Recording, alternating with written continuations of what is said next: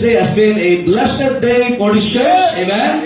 Una ho, yung ating mga members po ay narito ho. At yung mga bisita natin mga pastors, may mga kasama silang members. Amen? And the preachings hanggang kanina. Amen? Praise the Lord. And we are being encouraged to continue in the faith. We will change something new. Amen? Amen, Pastor Ed, if it is new, that is not true. At kung totoo, ay hindi nagbabago. Amen? Kaya salamat sa Panginoon. Ngayon pong hapon, we are so privileged. Ang church na ito ay send out po ng Christian Bible Baptist Church Santa Cruz. And our sending pastor during that time, si Pastor Ed Lorena. Amen? At salamat sa Panginoon for 15 years na po yung gawain dito. Ay nagpapatuloy po tayo dun sa ating natutunan. Amen?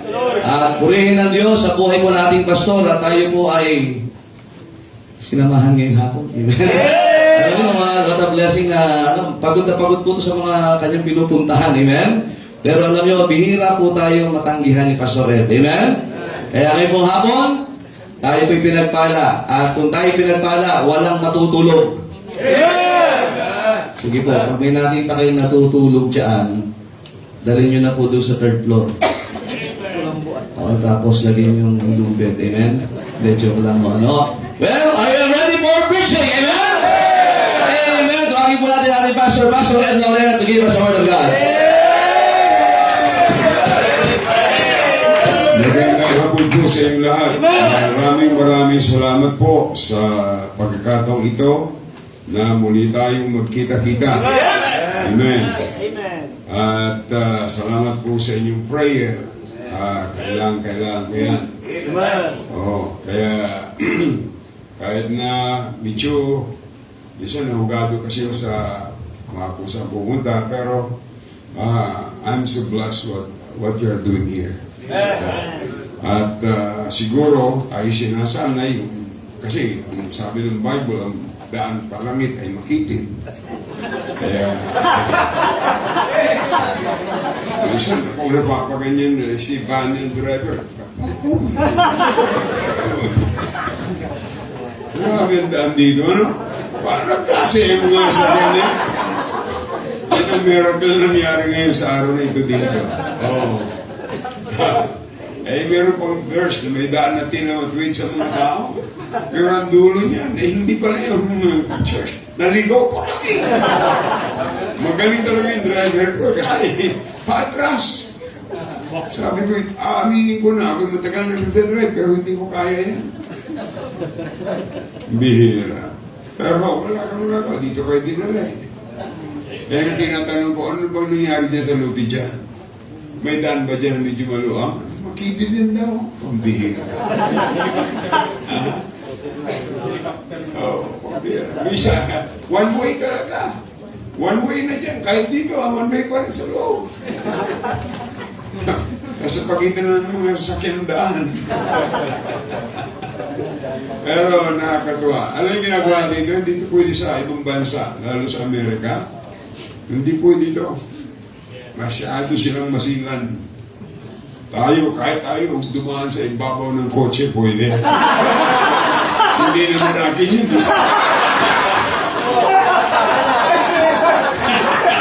Yes, sir! Ano kaya ito? Alam nyo, ako'y sabi mo nga, biyaya ng Panginoon this coming November ay 52 years na sa ministry at 49 years ng married. Mag-50 na kami ngayong next year. See? Kaya, yun ang kaibahan. Ano yun? Pero yun, binibinta mo, ginawa mo. Alam mo, piniling ka niyan. Nahingi ako ng payo, paano? Sa akin ka mo. Paano natagal ang mga bagay niya? Alam po nakikita ko napunta ako sa mga gawain na ganito. That's the result of investment. Kaya magandang investment mga kapatid sa gawain ng Panginoon. I'm sure. Para po sinabing investment that someday you are going to get your interest. Di ba? Pag ikaw ay nag-invest sa bangko ng 5 years, after 5 years, malaki ng interest. Yun. Pero pag siya nag-asawa, after 5 years, wala ng interest. Hindi rin ako. Ang madali nakakunawa ito eh.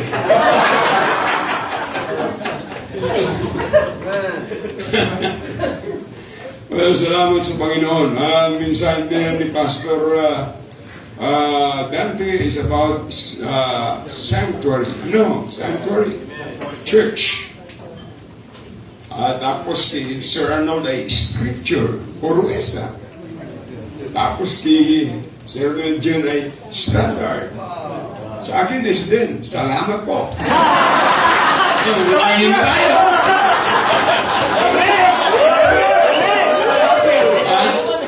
Oh, yun, supper na.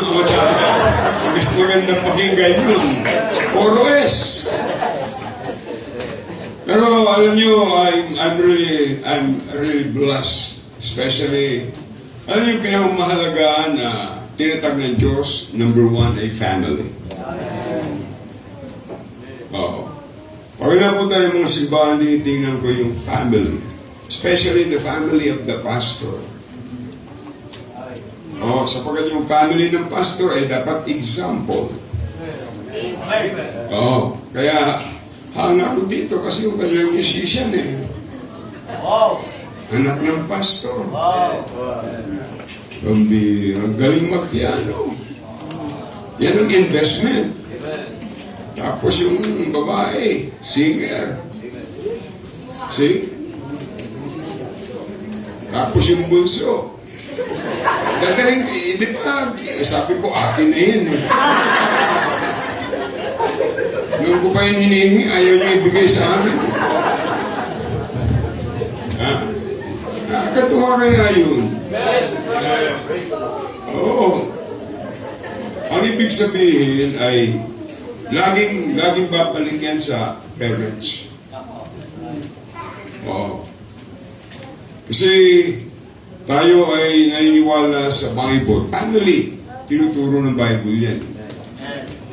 Pag sinabing family, ay may tatay, may nanay, may anak. At ang Diyos din ang naglagay ng leader sa family.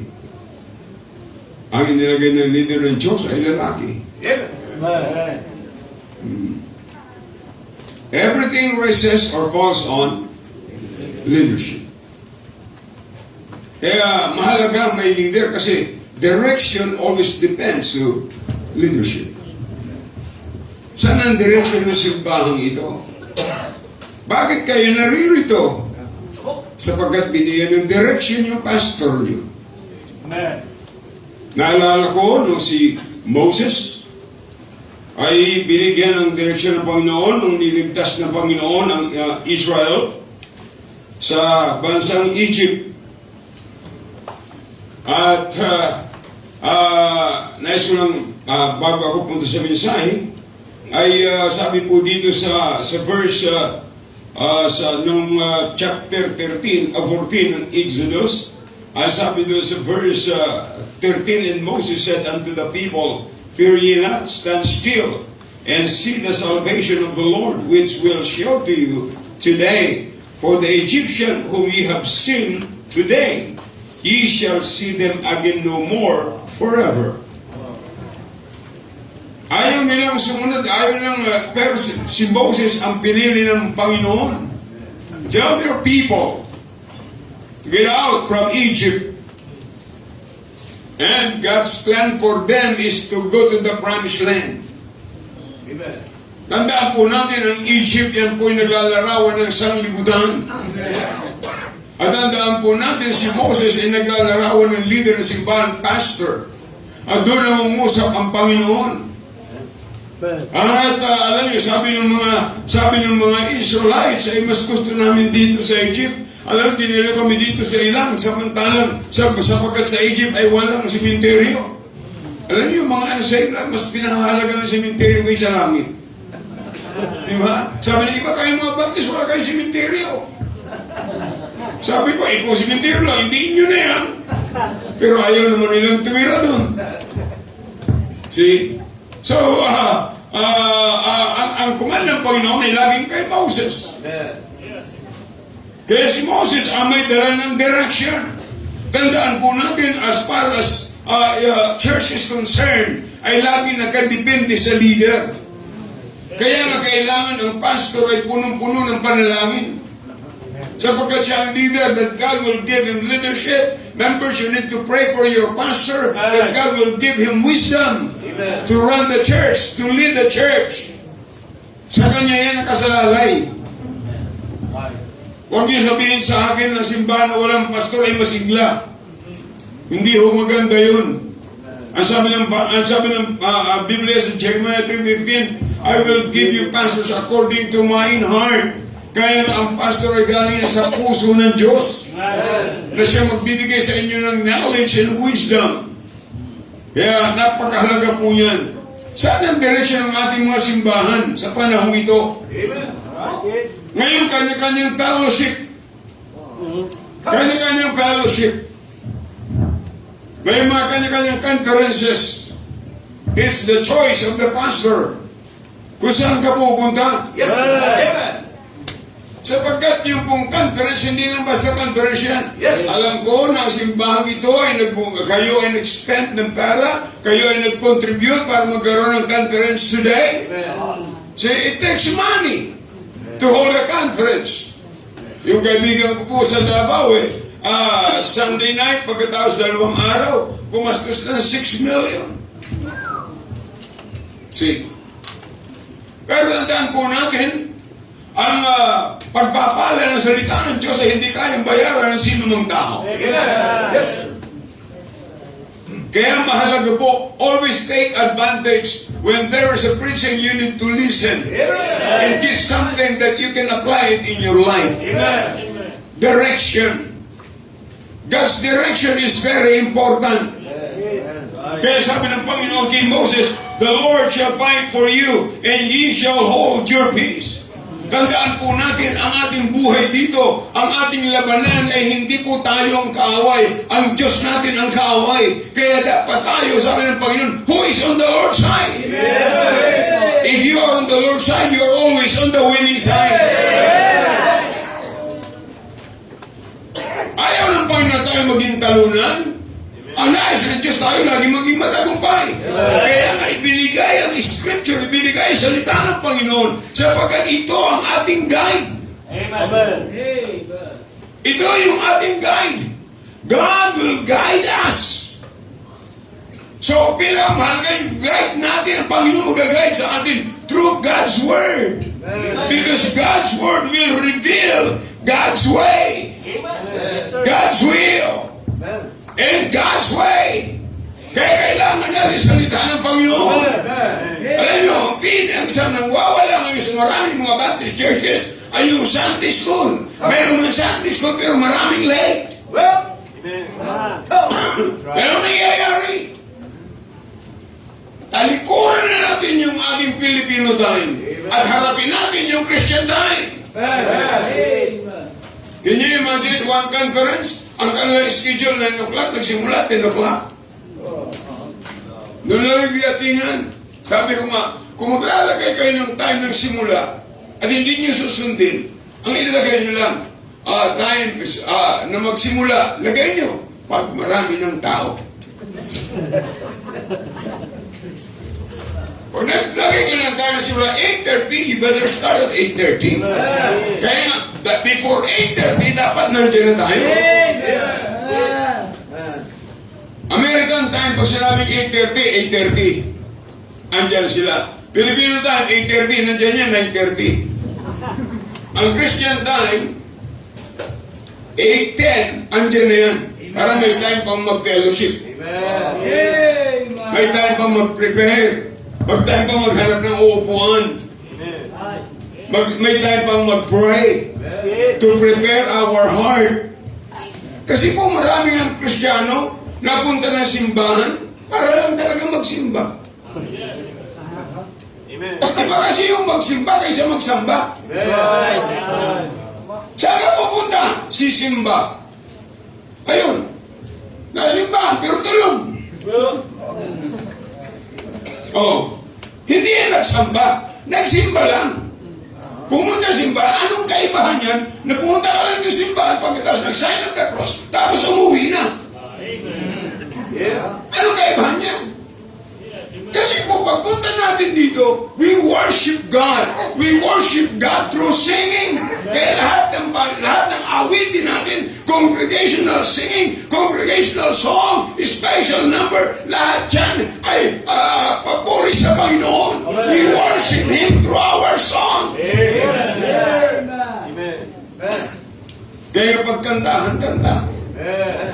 Alam mo yun ang gusto ng mga Amerikano sa atin. Dahil pag kumanta malakas, saka wala na eh. Ay, maganda kung may sumbok tayo. Wala namang masama doon sa monitor. Wala akong masama doon. Pero, anong gagawin sa susunod na generation? Tignan mo, sa malaking simbahan, monitor ang gamit, di walang nota. Kaya scramble ang kanilang tono. Meron pa north, pa south, pa na, pa west, and pa east. Bakit? Walang nota. Kaganda-ganda ng may nota. Amen. Unless you know the song. Mahalaga po yun. Kaya tingnan nyo, we worship through the song or singing. We worship through giving. We worship through prayer. We come to church to worship. Kaya iba yung nagsimba kaysa sumamba. Kaya maraming mga tao nasimba, pero pag uwi, wala raw nakuha. Kasi tayo pag nanalangin, Panginoon, please talk to me through the preaching of your word. Panginoon, paguhin niyo po ang buhay ko. Hanggang ngayon naninigarilyo pa ako. Hanggang ngayon nagda-drugs pa ako. Hanggang ngayon nagsusugal pa ako. Panginoon, inilalagay ang aking buhay sa inyong kamay. Paguhin niyo po ako. Pero pag tayo ay umuwi, and still the same, nagsimba lang. Ano yung binago? At tingnan nyo, nung kayo ay masave sa simbahan, hindi nyo malimutan yun.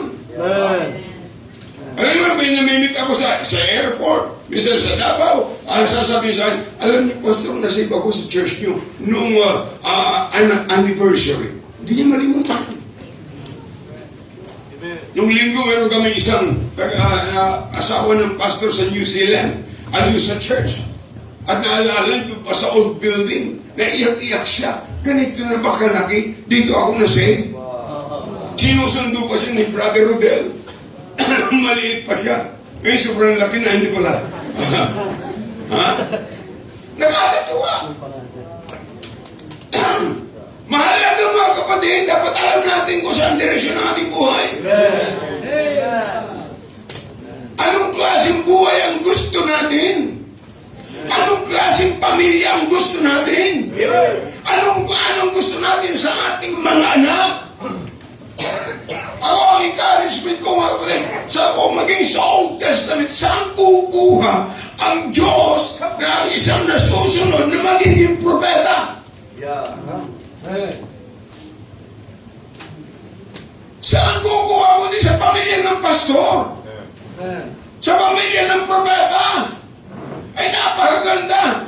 Tayo ang nagpuproduce ng mga susunod na generations. Nakikita po natin mga kapatid, the greatest investment ay sa paglilingkod sa Panginoon. Amen. Yes, sir. Kaya dapat talaga po tayo ay guided.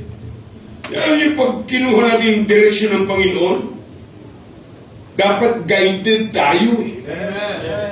Naalala ko punta ko sa Bulacan, sa church, doon sa Bulacan, pambihira, gumamit ako ng ngayon, waste. Dinala ako sa ilang.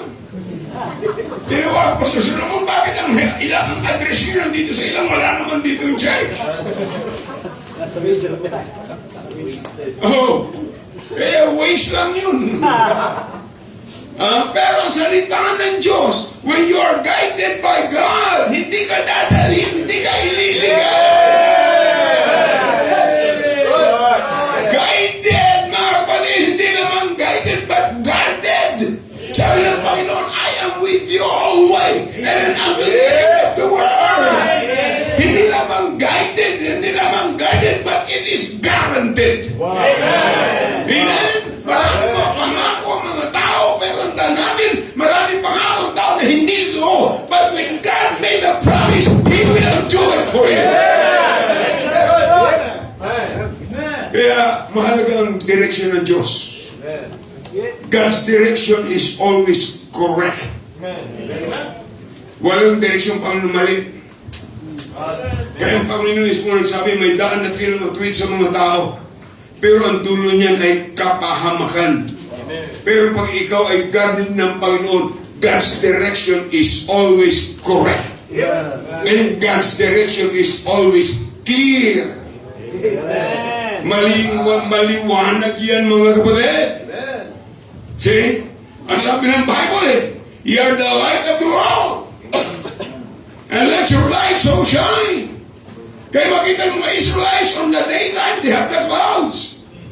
On the nighttime, they have what? They have the pillars of fire. Hindi sila pinabayaan. Kaya ang pangako ng Diyos, hindi kita pabayaan. Salamat sa Panginoon na in 52 years, I experienced hardship. I experienced difficulties. I experienced a lot of hardship. But by the grace of God, pininghawakan ko, sabi ng Panginoon, I will never leave thee nor forsake thee. Kaya sasabihin niyo, ang paglingkod sa Panginoon ay hindi yung tatagal. Depende ako sino nag-guide sa'yo. At depende ako sino nag-influensya sa'yo. Pag nag-influensya sa'yo taga-mundo, parang ano yun eh. Pag ang luto ay depende kung anong flavor ang nilalagay mo. Diba? Kung anong flavor ang nilalagay mo, yun ang magiging lasa niyan. Ay ganyan din sa simbahan, mga kapatid. Mga members na, mga matampuhin, hindi yan tumatagal. Oh, yung mga tampuro, nako. Hindi yan tatagal. Ang pinamaganda ay, yung mga Kristiyano nakikita natin, liwanag ng Diyos sa kanyang buhay. So God's direction is always correct. God's direction is always clear, and God's direction is always certain. Sigurado yan. Naalala ko nung naghahanap kami ng unang mag-start sa Las Piñas. Sabi ko kay Sir William, sige maghanap kami. Maupahan natin dyan. Gahanap. Ikot. Pero hindi naman pala naghahanap. Ikot. Sabi niya, sabi ko, ano kung sabi nakita ka na? Wala. Ayaw lang pala magsimula. Sabi ko, sige, samahan kita. Ay, may nakita kami. O, ito na. Ha?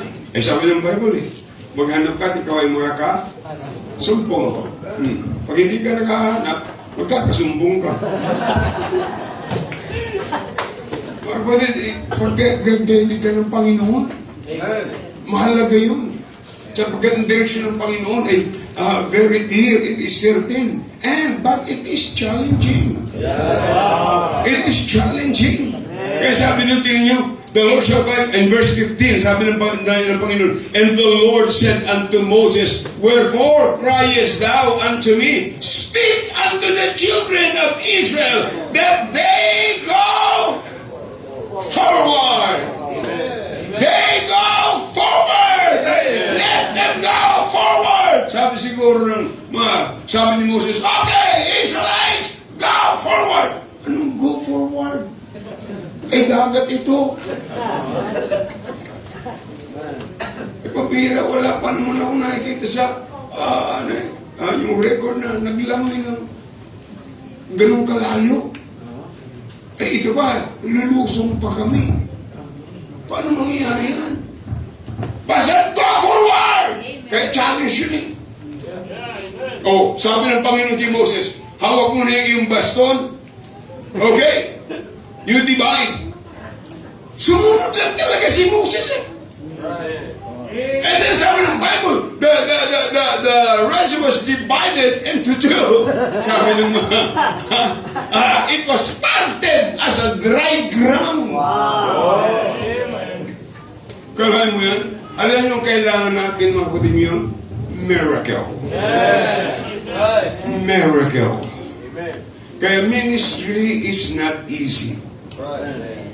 Ang kailangan nating makita ngayon sa mga simbahan ay the work of the Holy Spirit.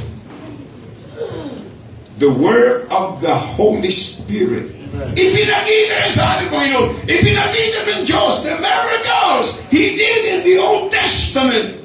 Pinakita niya paano niya denied si Daniel. Pinakita niya kung paano niya denied yung 3 Hebrew men. Ipinakita niya paano niya denied si Moses. In the New Testament, God built the church. Upon this rock, I will build my church. And in the book of Acts, it was immersed in the power of the Holy Spirit. So let us see what the Holy Spirit can do. Hindi po yung nakasalalay sa tao. Kaya makikita po na lang yan. Tingnan niyo sa book of Acts. Let's go to the book of Acts. A very simple message. Book of Acts chapter 2. Tandaan po natin, nung tinatag ng Panginoon ng kanyang church, upon this rock I will build my church. Ay kita po natin na mayroon lamang 12 members. And the founder is Jesus Christ. And the foundation is Jesus Christ. He is the rock. And the first members were the 12 apostles. And the 12 apostles were baptized by John the Baptist. And even Jesus Christ baptized by John the Baptist. And I believe with all my heart that if Jesus would put on a signboard, ang signboard na ilalagay niya ay Baptist Church. Amen. Yun ang minsan pumatro ko sa iglesia. Patunayan ko daw na si Cristo yung Baptist, patunayan yung iglesia. Sabi ko talaga, ha? Sabi ko, sige. Oh, ikaw, kako, nung ikaw hindi ka pa ministro ng iglesia, ano ka? Katoliko. Paano ba lang katoliko? Eh, nabinigyan ako sa katoliko eh.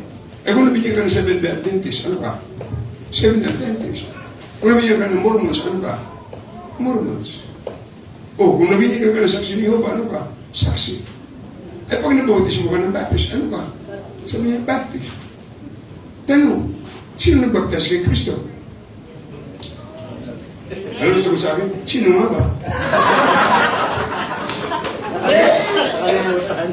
Oh, hindi mo alam?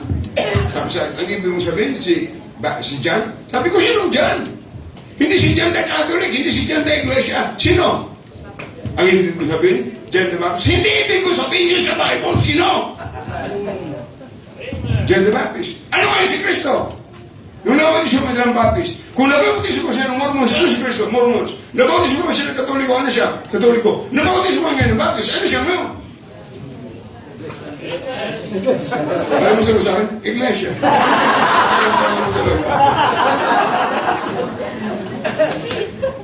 Ang maliwanag yung mga pala. Aren't you glad that Jesus Christ was baptized by John the Baptist? We can trace back our history. Amen. But i-trace back natin yun, saan tayo galing? Amen. Hindi tayo galing sa Katoliko, galing tayo sa Panginoon. Sumunod po sa Jerusalem. Very clear po yan. At tandaan natin, nung bago siya umakyat sa langit, sabi doon sa Acts 1:8, and ye shall receive power after the Holy Ghost is come upon you, and ye shall be witnesses unto me both in Jerusalem, in all Judea and Samaria, and unto the uttermost part of the earth. Doon po ay binaptize at tinatawag na baptism of the Holy Spirit. Ibig sabihin ng baptizo is to immerse.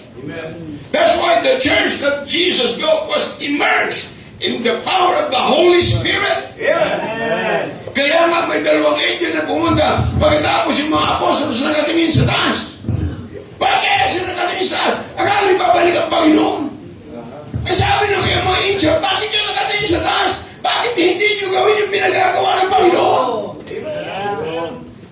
Mga kapatid, dapat ang gawin natin yung pinagagawa ng Panginoon. At ang pinakamaganda ay mayroon tayong power, and that is the power of the Holy Spirit. Kaya din sabi sa verse 41 ng Acts chapter 2, ang sabi ng Bible, Then they that gladly received his word were baptized, and the same day there were added unto them about 3,000 souls. 3,000 souls. Salvation. They got saved through faith. Sila ay naligtas sa mag-ina ng pananampalataya. Ngayon, litong-lito ang maraming tao. Sabi ni, hindi dapat tayo malito. Sabi ni Kristo, I am the way. Sabi ni Kristo, I am the door. Ako ang pintuan. Ilang reliyon meron sa buong mundo? 4,200 plus. Sabi nila, sila ang pintuan. Hanapin mo out of 4,200. Ang pintuan. Ha? Siyempre lahat sila. Sabi ng saksi, kami ang pintuan. Sabi ng iglesia, kami ang pintuan. Sabi ng katoliko, kami ang pintuan. Sabi ng iglesia, labas sa iglesia, walang kaligtasan. Sabi ng Mormons, sila. Ngayon, hayagan na. Sa Michigan, may nakalagay, Church of Satan. See? Lahat yan, pintuan. Pero tayo hindi maliligaw. Sabi ni Kristo, ako ang pintuan. Sino pumasok sa akin ay maliligtas. Hindi po sa church papasok. Sabi ni Kristo, sa akin. Iba yung akin kaysa aking. Akin pertains to himself. Aking pertaining to something that he owns. Pero sabi niya, sino man pumasok sa akin? Yes, sir. Sino ang pumasok sa akin? I am the door. Sabi niya, I am the way. There's no other way. Baptism is not a way. Church is not a way. Good works is good works, but it's not the way. There's only way going to heaven. For by grace you are saved through faith, and not of yourself. It is the gift of God, not of work, lest any man should boast. Salvation is through faith. Pananampalataya at pagtiwala sa ating Panginoon. That's the work of the Holy Spirit. Dapat makita po natin yan. Hindi natin pwedeng iligtas ang sino man. Huwag tayong mag-depend sa atin. So when we go soul winning, Lord, I'm giving myself to you. Please use me. Empower me, Lord. Ang baptism of the Holy Spirit is once and for all. It was happened in Acts chapter 1 verse 8.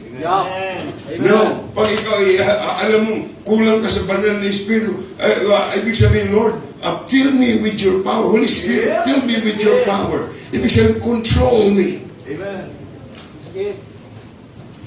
Para may lakas tayo.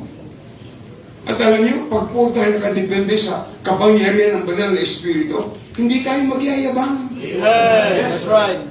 Kaya marami, yung mga pastor, kaya yabang na, kala silang may trabaho niyan. Trabaho doon ng Diyos eh.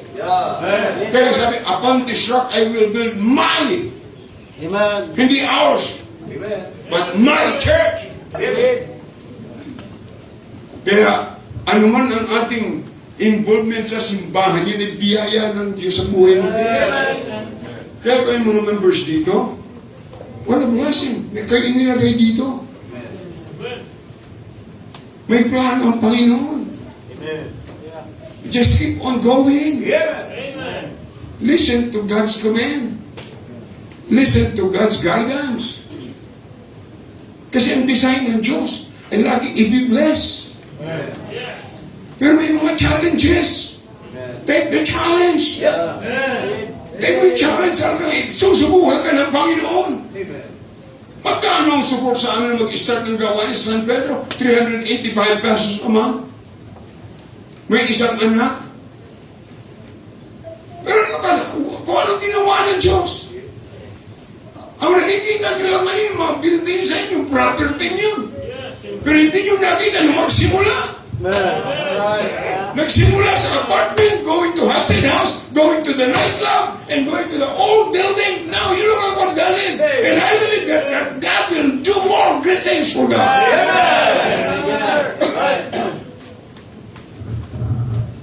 And then, hindi lamang po yung salvation through faith, but you look at the submission to baptism. On the same day, 3,000 souls got saved and 3,000 souls baptized. Pwede rin mangyari ngayon? Pwede rin. Bakit hindi? The God in Acts chapter 2 is the same God that we have. The Holy Spirit in Acts chapter 2 is the same Holy Spirit that works in us. Kailan mo yan? Ay nung mag-anniversary in 5 Sundays, kasama yung double Sunday namin, last Sunday ng January, hanggang last Sunday ng February. We have the record of 10,000 first-time visitors. Off-site, meron pa kaming 20,000. Last Sunday, wala po ako ng Sunday morning. They have 574 visitors. Alam mo mga kapatid, pag pinaubayan natin sa buhay natin, gumawa ang banal na Espiritu, you will be useful. Sayang ang buhay mo pag hindi ginamit ng Panginoon. Akalain mo, ikaw empleyado, ginagamit ka ng inyong company. For how many years? Pero hindi ka magamit ng Diyos. Ano ba yan? Ikaw ang utak ng inyong company. Tapos sa gawain ng Panginoon, wala ka man lang ma-share. May wag mo sayangin yung panahon. Amen. Ako 70 na ako sa April 22, pakisulat nyo. 70 na. Sabi ng iba, Pastor, ano naka-boundary ka na? Ano boundary luho? Sabi, anong gusto mong ibig sabihin? Naka-boundary na? Okay na ako? Ha? Gagarahin na naka-boundary. Ikaw ang gumarani, hindi ako. Ako'y gusto ko ba maglingkod sa Panginoon? If God will give me another 25 years, I'll do it. Alam ng Diyos yan, ang buhay ko'y Kanya. Amen. Saan natin gagamitin ito kung hindi sa Panginoon? Nakakalungkot yung pinakinabangan ka ng 30 years sa company mo, tapos ni isang taon, ni isang buwan. Samantalang si Mrs. Isguera ay 79 years old, nag-donate ng 2,800 square meters doon sa Kalatagan. At naiyak pa. Pastor, sayang, matanda na, gusto pang maglingkod sa Panginoon. Kalahin mo yan. Pagkatapos yung isa niyang anak, na miyembro ng isang Calvinist, ay gusto kunin at gagawing farm. Mayroong nag-dictate. Hindi ko alam kung banal na espiritu yun. Pagka espiritu ng farm, upon this rock I will build my farm. Ha? Kailangan mo yan, meron. Mga kapatid, ang kailangan natin makita yung miracle. Amen. I still believe that God is doing miracle. Hindi yung matutumba ka, hindi yan miracle. Ang tao, pagpuspos ng banal na espiritu, masigla yan. Dapat yan, hindi natutumba. Pag yan natutumba, ibig spirit ang nandiyan. Walang sasalo-salo. This is the work. This is the work of the Holy Spirit. Salvation through faith, submission to baptism, and then sound doctrine. Look at in verse 42.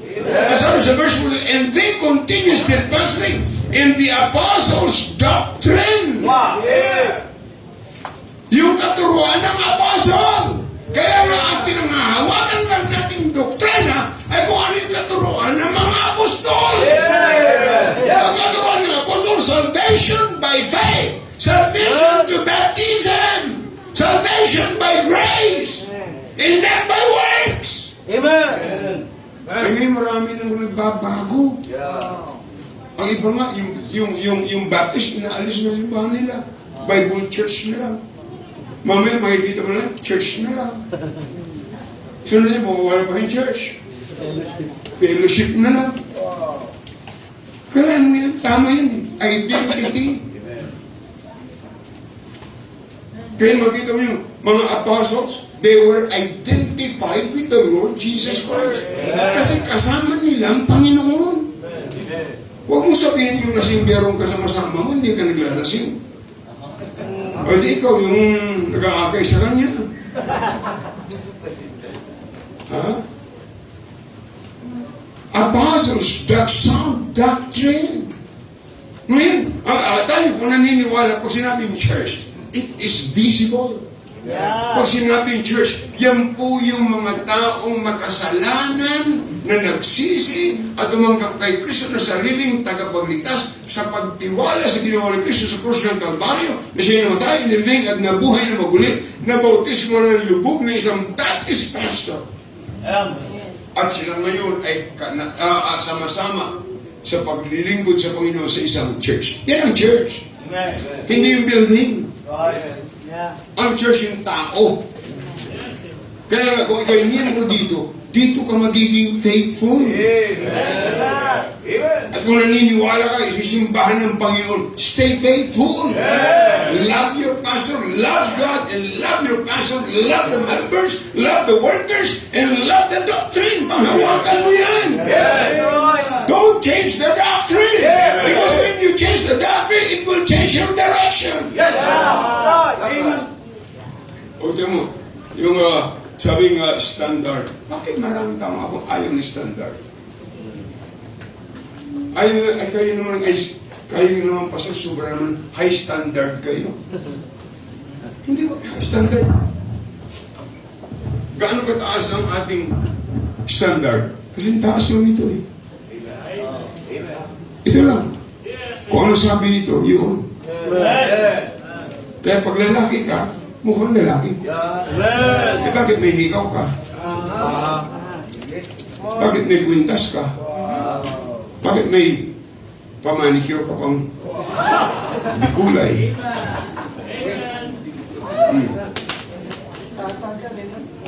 Ito, kaya maging sa katawan, iba ang disenyo sa lalaki at iba ang disenyo ng babae. Ulit-ulit ko sinasabi. Ang lalaki, yung nilalang ng Diyos, sabi ng Bible, let us make man in our image. Kaya yung lalaki, created in the image of God. Ang babae, kinuha yung isang tadyang ng lalaki. Kaya you are the missing rib.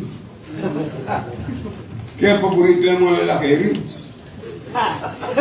You are the missing rib. See? Pero mga lalaki, isang rib lang ang kinuha. Huwag dalawa, huwag tatlo. Masusuburahan na yan. Pero ang lalaki, created in the image of God. Can you imagine?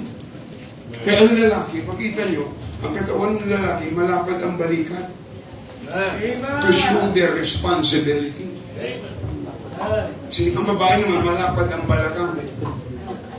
Para naman, to bear children. Kaya pag ang lalaki, mas malapad ang iyong balakang kaysa balikat. Baka maganak ka.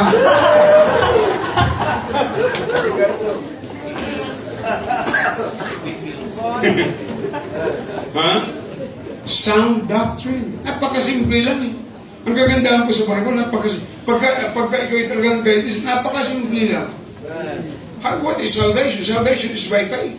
Trusting of what Christ done on the cross of Calvary. Now that you are saved, you are a child of God. For as many as receive Him to them, give Him power to become the sons of God. Ngayon, kung anak ka ng Diyos, susunod ka sa salita ng Diyos. Anong kalooban ng Diyos sa bawat naligtas? Susunod sa tubig ng bautismo. What is baptism? Baptism is the picture of our salvation. It pictures the death, burial, and resurrection of Jesus Christ. Pag sinabing picture, it's not reality. That's why baptism cannot save. Baptism cannot wash away sin. Only the blood of Jesus Christ. And it's sound doctrine. Kung ano yung sinabi ng Bible. Sabi ng Bible, tatlong persona ang Diyos. The Father, the Son, and the Holy Spirit. Huwag mo nang dagdagan. Ang iba din ang dagdagan eh. The Father, the Mother, the Son, and the Holy Spirit. Hindi ang Trinity. Quadcom yan.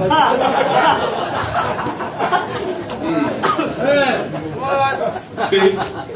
Tatlo lang yan. The Father, the Son, and they are coexist and they are co-equal. Kaya ang paniwala natin, si Kristo ay Diyos na naging tao. Hindi siya tao na naging Diyos. Kaya lang siya nagkataong tao dahil sa pagmamahal niya sa atin, for God so loved the world that He gave His only begotten Son, whosoever believeth in Him should not perish, but have everlasting life. Kaya lang siya nagkataong tao dahil lang sa akin, dahil lang sa iya, sa ating lahat, sa buong sanglibutan, yung mga tao, para tayo ay magkaroon ng katubusan ng ating mga kasalanan. Kaya ang salvation is by grace. Biyaya ng Diyos. Hindi na tayo ang magtatrabaho. Ginawa na ni Kristo. Para siya nalamutan, nangyayang sabi niya, it is finished. Sound doctrine. See? And then, kung ikaw ay anak ng Diyos, maglilingkod ka sa Diyos. Amen? Not only sound doctrine, but you know, the result of the work of the Holy Spirit, salvation through faith, submission to baptism, sound in doctrine. Na next one is steadfast in obedience. Ang sabi nila is steadfast in obedience. Sa verse 4, and they continue steadfastly in the apostles' prayer and fellowship and breaking bread. And in prayers. Steadfast, matatag sa pagsunod, hindi sa pagsuway. Are you listening? Pag ikay punta na hindi ka nagsimba ng linggo sa church, hindi ka nagsimba na hindi reasonable, sinuway mo ang Panginoon. May church covenant tayo. Pag sinabing covenant, yan po'y kasunduan ng simbahan. Na huwag natin pababayaan ng pagkakatipon. Huwag pabayaan ng pagkakatipon. Hindi sinabi huwag pabayaan ng pag-online. Yes, sir. O, pagkakatipon, dapat nandito ka. O, ay kung mag-online ka, magbihis ka rin. Maligo ka rin. O, mag-operate ka din. Amen. Maraming Kristyano ay gusto madalian. Kasi gawa ng katamaran. Ayaw ng miracle, ang gusto nila yung magic. We are not magicians. Right. We are Christians. We are followers of Jesus Christ. Steadfast in obedience. Whatever God says, do it. Amen. Amen.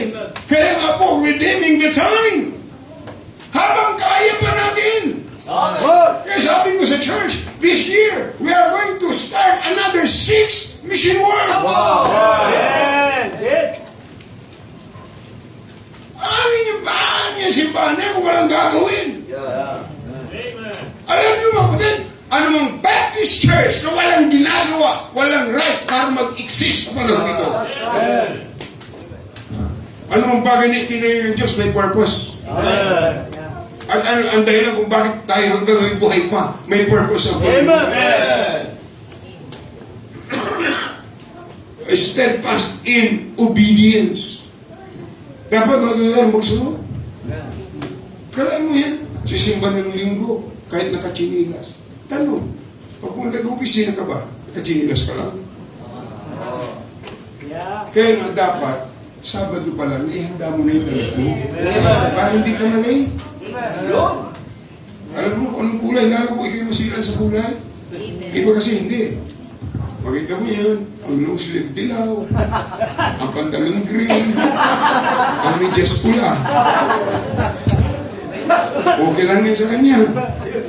O, pero kung ikaw'y masilan, gabi pa lang inyanda na. Bagay ba ito? Katulad dito, ito. Terno yan. Okay yan. O, katulad dito, ayan, terno yan. O, ito. Pwede rin ito. O. Eh, man, dapat marunong ka mag-ano. O. Hindi yung basta lang. O, kung ano mo, kung itim na pantalon niya, kahit na ano pwede. O, pag puro itim naman, ako may patay. So, noon, pag nakaitim ang tao, ang tatanong agad, di ba? Eh, sino patay? Pero ngayon, pag nakaano na, sa sanlibutan, pag puro nakaitim, saan ang party? Ang party sa party list. Steadfast in obedience. dapat tayo ay matatag, matibay. Always ready to obey God, whatever God says. Ano yung i-challenge tayo ng Panginoon? Listen please, hindi ka uutusan ng Diyos na hindi mo kaya. Sapagkat siya rin ang nagbibigay ng kakayahan. Ito yung ating musician, yung pianista natin, no? Kailangan mo yan. Eh, blessing ng Panginoon. Yes, sir. Amen. Alam mo na, bigyan ka ng anak na may bigyan ng talent. Ako, tutuwa ko. Binigyan ako ng anak na gwapo. Si Matthew.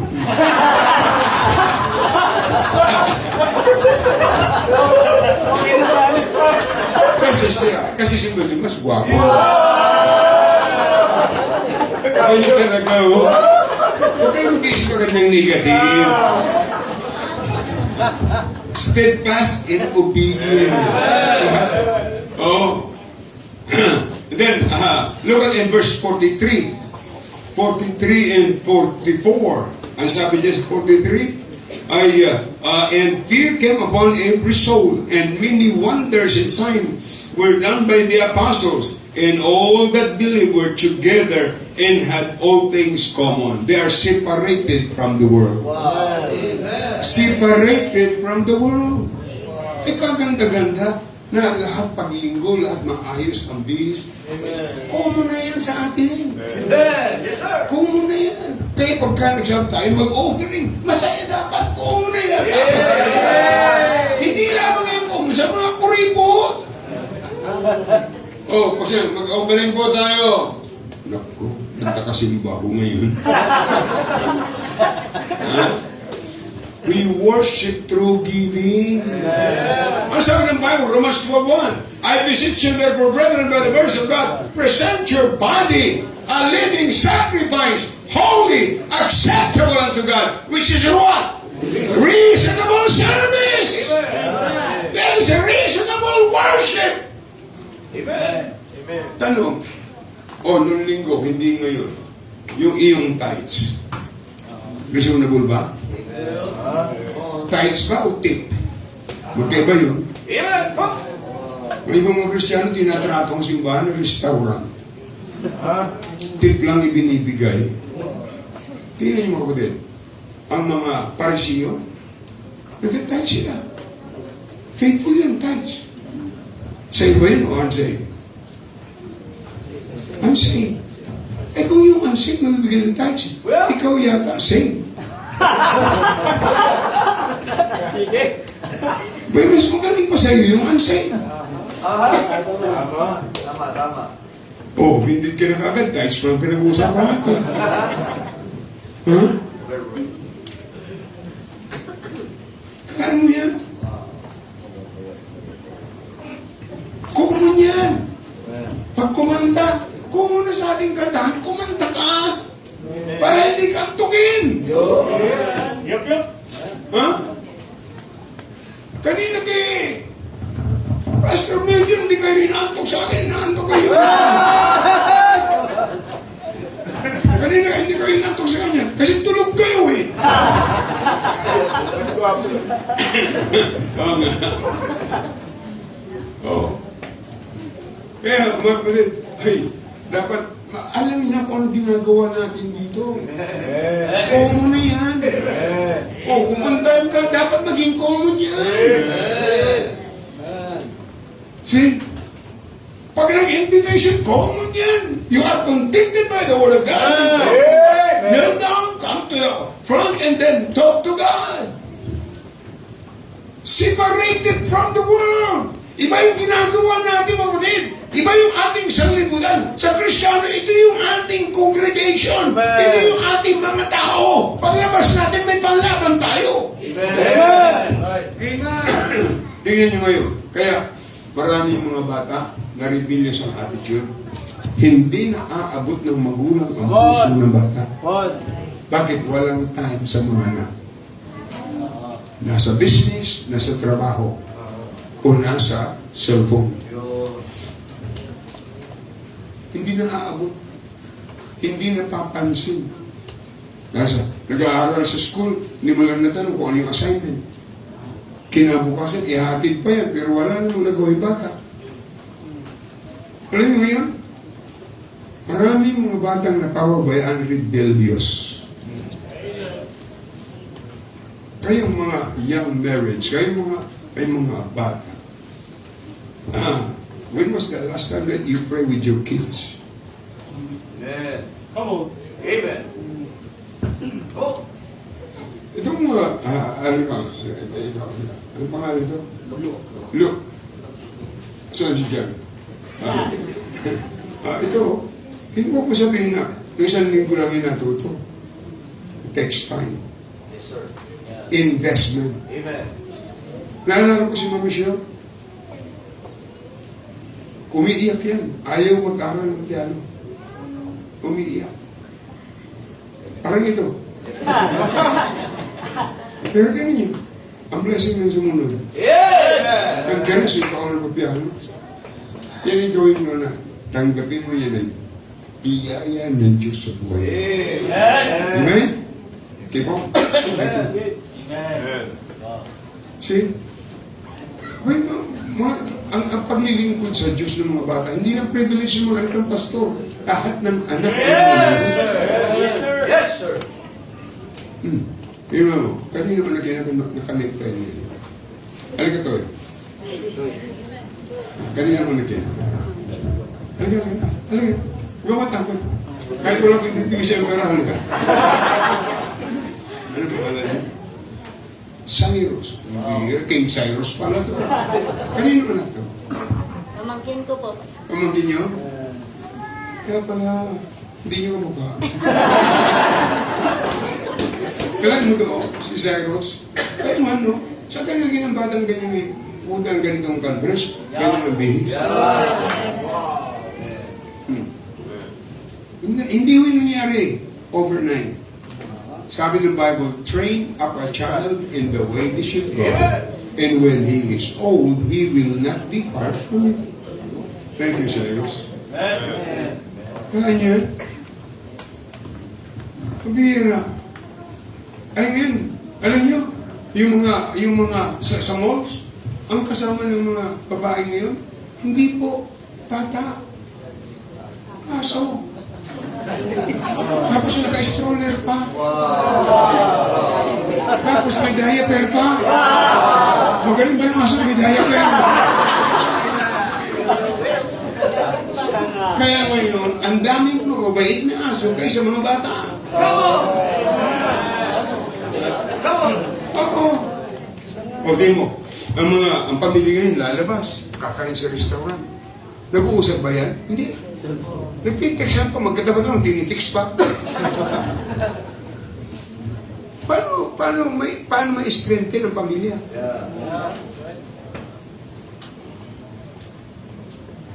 Amen. Ay dapat bilang padre ni pamilya, bilang tatay, alamin mo pamilya mo. O Sabado ngayon, mga anak, o inyong bang damit nakahanda na para bukas, maaga tayong aalis. Eh bakit? Pastor kasi, Sabado naman, medyo tinatanghali talaga yung paglinggo. Eh bakit pagpunta sa school, ginigising mo pa? Pinaghahandaan mo pa ng pagkain? Eh bakit yung papunta sa church? Hindi.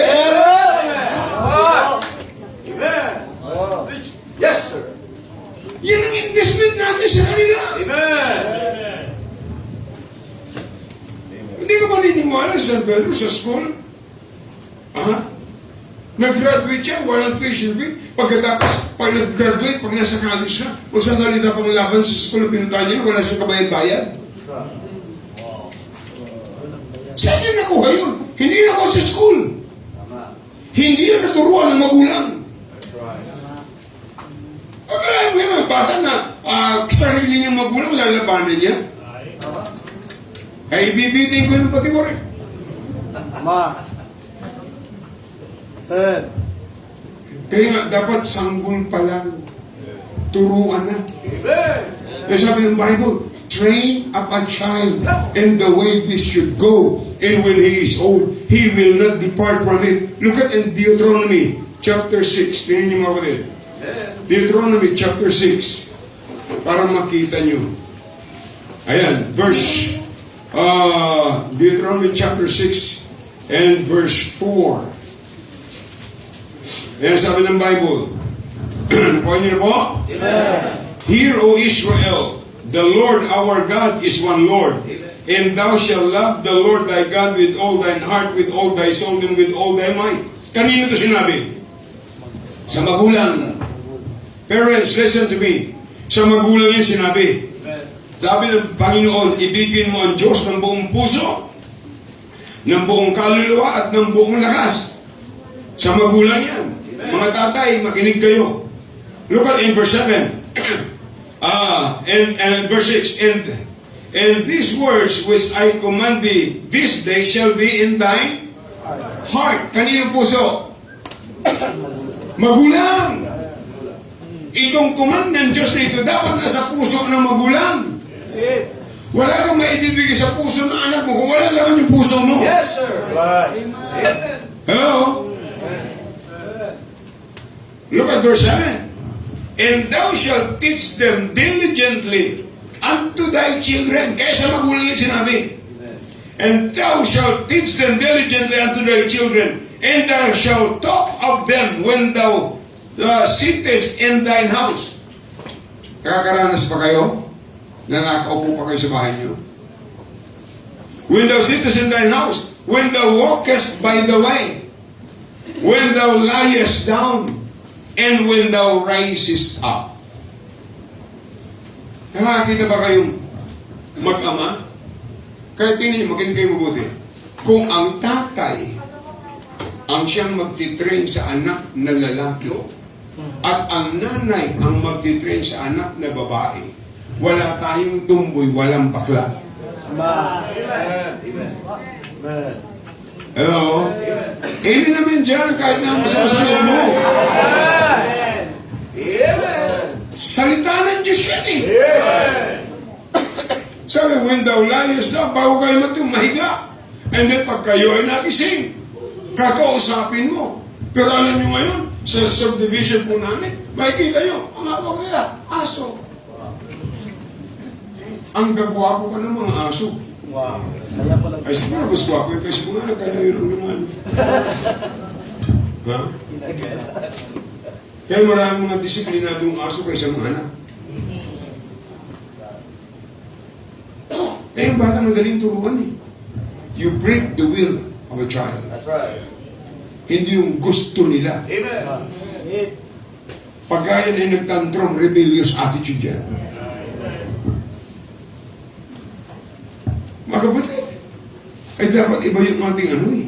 Iba yung ating sistema kaysa sanlibutan. Sa sanlibutan, basta bigyan mo ng pera, sige na. Alam yung pera niyan, ipapahamak yan. Ang bata. Pero yung prinsipyo ng salita ng Diyos, ibigay mo, titino yan. Amen. Ito ang pagkaganda ng tingnan. Pagka Sunday night, Wednesday night, pagka pamilya, magkakatabi. Huwag kayo papayag, kahit yung teenager ang anak nyo, huwag kayo papayag doon, naghihiwalay sa inyo. Sa pwede bang gagawin yan? Eh paano magkakaroon ng, dapat yung bata may Bible din. Paano magkakaroon ng Bible? Ikaw tatay, wala ka namang Bible. Meron kang cellphone, pero walang Bible. High-tech mo yung cellphone kaysa Bible. Wala naman, pastor, ang Bible mo nasa cellphone. Wala naman masama doon. Pero pagka personal, okay lang yun. Pero pagpunta sa church ka, Amen. 52 years na ako sa ministry mo, kapatid. Hindi pa ako nakarinig. Open your cellphone in the book of Jeremiah. Hindi wala. Open your Bible. Yes, sir. Amen. Amen. Amen. Bible yan mga kapatid. Amen. Ibang prinsipyo. Huwag natin bayaan ang ating mga anak may influensya ng mundo. Dapat maka-influensya sa kanila ay una po yung prinsipyo ng magulang. Yung ating attitude, yung ating ugali, yung ating pagmamahal sa Diyos. Kaya sabi ng Bible, parents, love God with all thy heart, with all thy soul, and with all thy might. Pag nakita yun ng anak na mahal mo ang Panginoon, sino bang gagayahin yan? Amen. ko narinig magmura. Ang tatay ko, hindi ko narinig. Very proud yan sa akin, mga kapatid.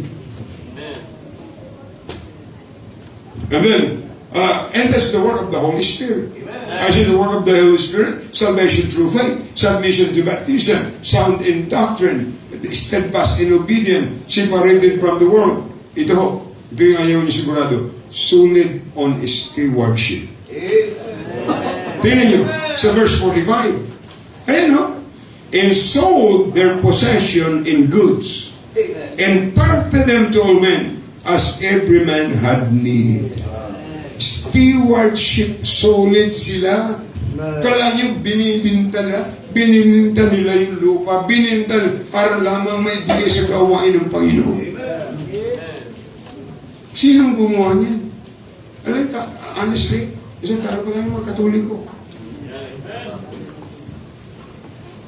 Minsan may bibigay ka na sasakyan, pero hindi ba naandar?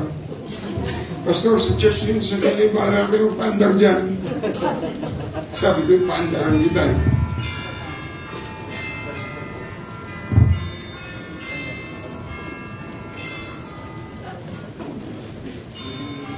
Open your cellphone.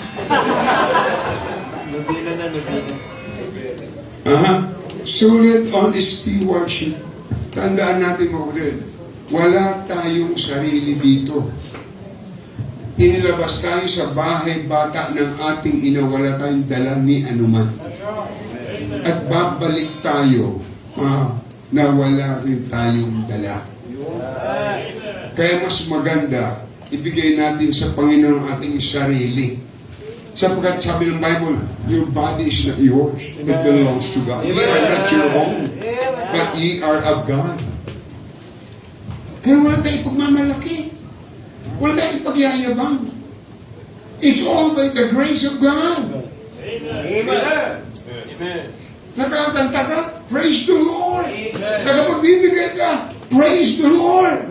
All we can say to God be the glory. Dapat marunong tayo ng mag-invest sa gawain ng Panginoon. Ano dadalhin natin? Ang madadalhin natin sa langit, mga kapatid? Ito yung susunod. Ano po? Solid stewardship. And then, the last one, sold out to soul winning. Look at in verse 47. Ang sabi sa verse 47, praising God and having favor with all the people. And the Lord added to the church weekly. Ano ba yan? Daily. Daily, such as should be saved. Kaya merong daily soul winning. Yan lang po ang madadala natin sa langit, mga kaluluwa ng tao. Yan ang kayamanan na hindi kayang agawin ng sinuman. Pag ikaw nag-witness sa isang tao, hindi aagawin ng sinuman. Yan ang kayamanan na iharap mo sa Panginoon. Na iharap sa iyo na Panginoon. You're good and faithful servant. Kaya soul winning is the main thing. Kung ikaw hindi mo simbahan ito, ay hindi ka pa nakapag-involve. You need to get involved. Pastor, I am the giver of this church. At ibigay ako every week ng ganitong halaga. Praise the Lord. God bless you. But you know, it's good for you to be faithful in giving, but soul winning is the main thing. Well, maybe you're a Sunday school teacher, but soul winning is the main thing. I'm a choir member, but soul winning is the main thing. I'm a great musician, but soul winning is the main thing. Well, Jesus came because of souls of men. Be a soul winner for Jesus. Let's do the main thing, the main thing. Tayo may magsayla.